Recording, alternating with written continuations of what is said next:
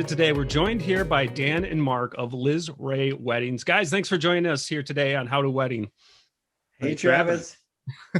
All right. So first off, let's get to know you guys a little bit more. We'll start off with you, Dan. How did you get started with Liz Ray and become an officiant?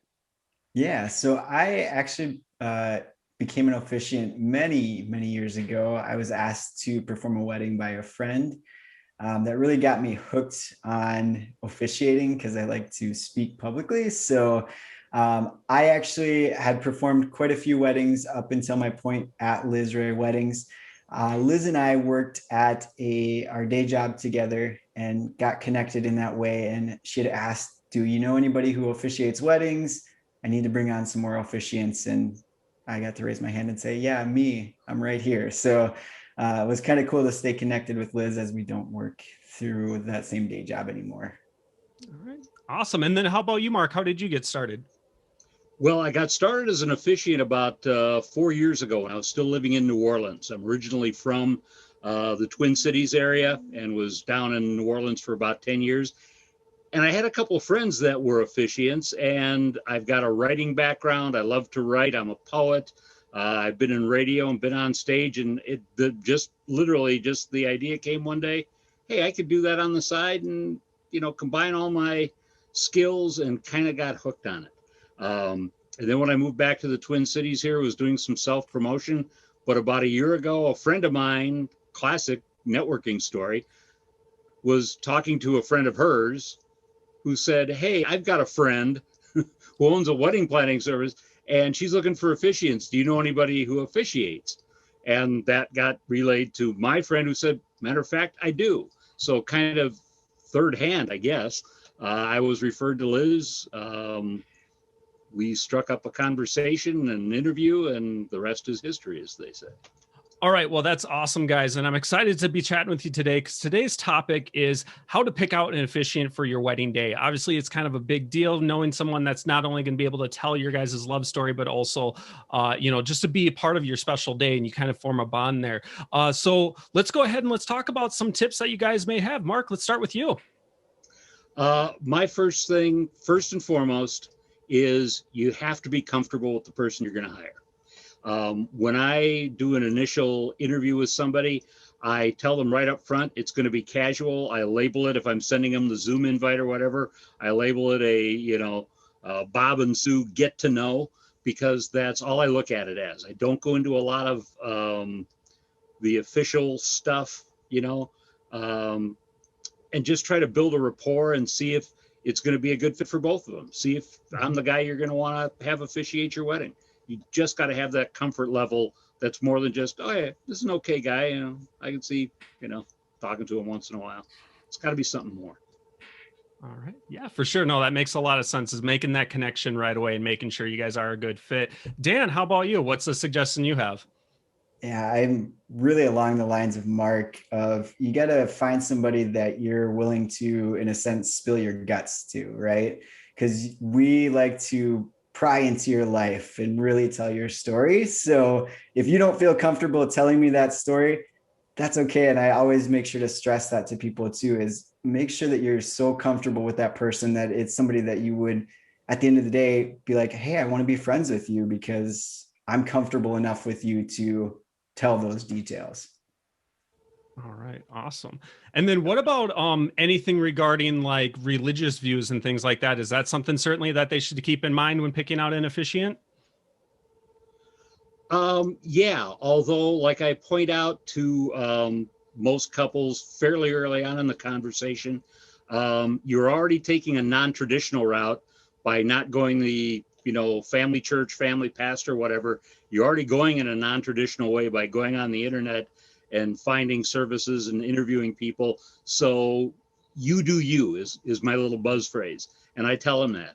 And so anytime somebody wants to say something about, well, we kind of like to do it, but we're not sure, can we mix this with, you do you. It's your wedding, you do you, and we'll figure out the rest of it. Yeah, totally. I just making sure that you have those conversations of what you want included, whether you want something religious included or not, is huge. But also too, I like to make sure to stress that keep in mind that this is your wedding day. So you may have mom and dad saying you have to do this, or mom, grandma and grandpa saying you have to do this, or some family members or friends saying you have to do something. You don't have to do anything that you don't want to do. Do what you want for your wedding. All right. Yeah, and Travis, can I also add to that? I agree wholeheartedly with Dan, but I also tell people that sometimes, if mom and dad or grandpa and grandma, or sometimes aunts and uncles are pushing for this or that, sometimes we can figure out how to throw them a little bone to just kind of placate them and make them feel good about what's going on by a reading or lyrics to a favorite song or something. But sometimes I tell people it's okay if you want to throw them a little something that makes them just feel a little bit more at ease. That's a good start. Totally.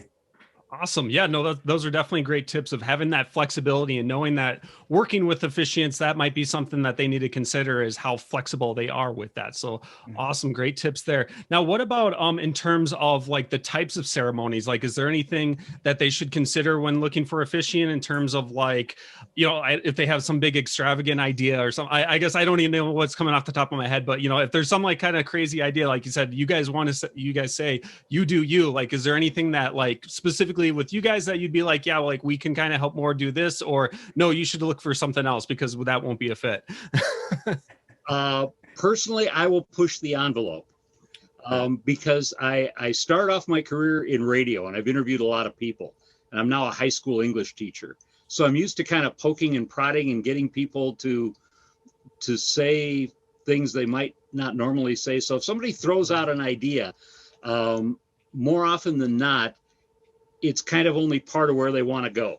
I just, not always, but most of the time I can kind of sense that, okay, you're giving me this, but you really would like this. So I always ask them somewhere along the line fairly early on, what's your dream wedding? No cost, no, physical boundaries, nothing is off the table. What would be your dream wedding? And from there, I can usually pluck a few ideas and I'll push the envelope. I'll tell them, let's do it. Let's try it. I've got a couple coming up next year, as a matter of fact, that is considering having whether the wedding, the venue is a distillery, and they're strongly considering corking a barrel of whiskey. Oh, yeah, I've heard of that. Yeah. So, and they said, would that be okay? And I said, again, you do you. We can do that. That would be a blast for me. And they were all over the fact that somebody wasn't looking at them like they were, from a different planet. So who knows? All right. Yeah. Go ahead.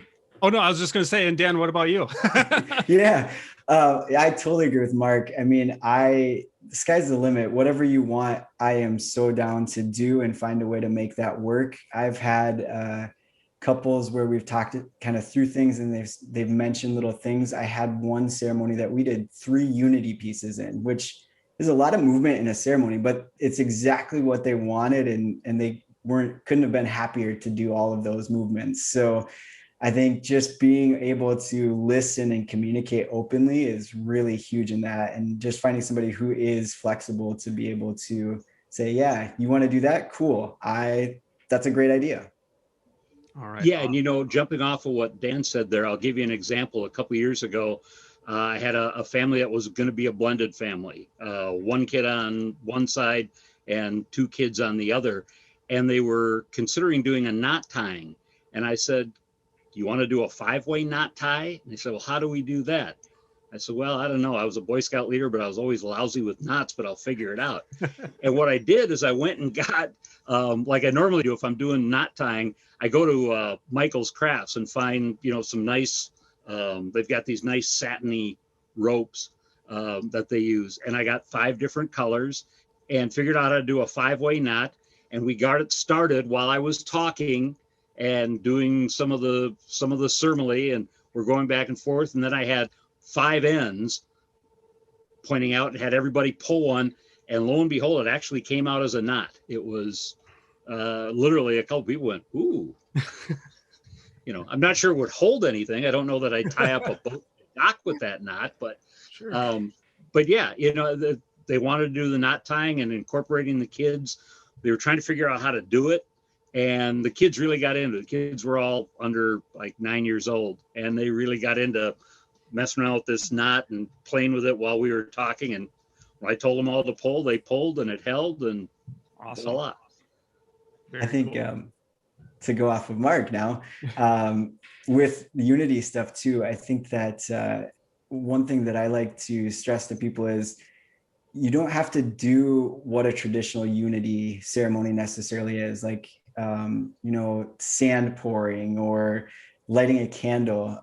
Sky is the limit on that too. Find something that's a really common interest to the both of you and really dive off of that.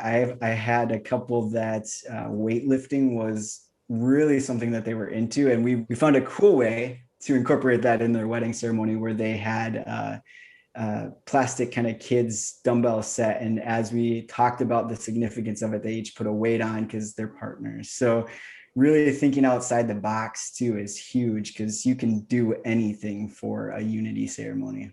Yeah, that's awesome. I haven't seen something like that before, and that's cool. And that's what I love about like some of these ceremonies that I'm at, that where like they have all these new fun ideas that they incorporate into things like that. So that's awesome. So I'm hearing the biggest advantages so far of selecting an officiant versus going the traditional route of through your church is that the flexibility, but then also finding someone that you can really connect with. What are some other ideas that they should keep in mind when selecting an officiant?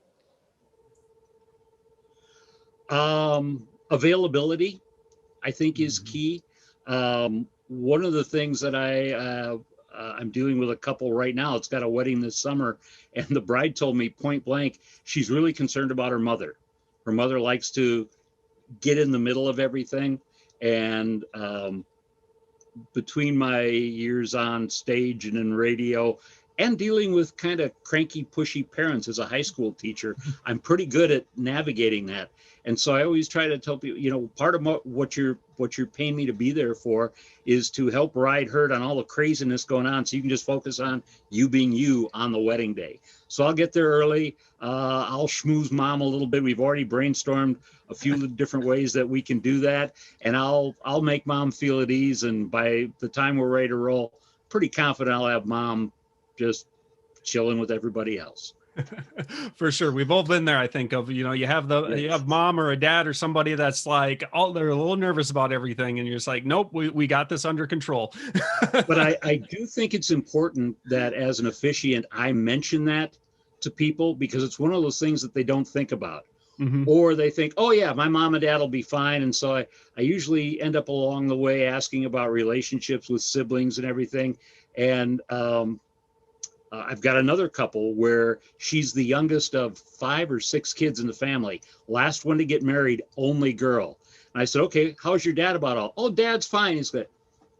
Here's where we got to watch, because dad's and daddy's little girl. I said, are you daddy's little girl? And the groom's like, oh yeah, she's daddy's little girl. And so she hadn't thought about it. It's not something that was on her radar. And I said, so just so you're aware of it. So if dad starts acting a little weird along the way, we'll see it coming, and we'll deal with it. All right. Yeah, awesome. Totally. I think that what I try to stress is that use me to take care of all the little things that are going on in the day, whether that be telling people where to go or how to get there. Focus on your day and have fun and enjoy this day.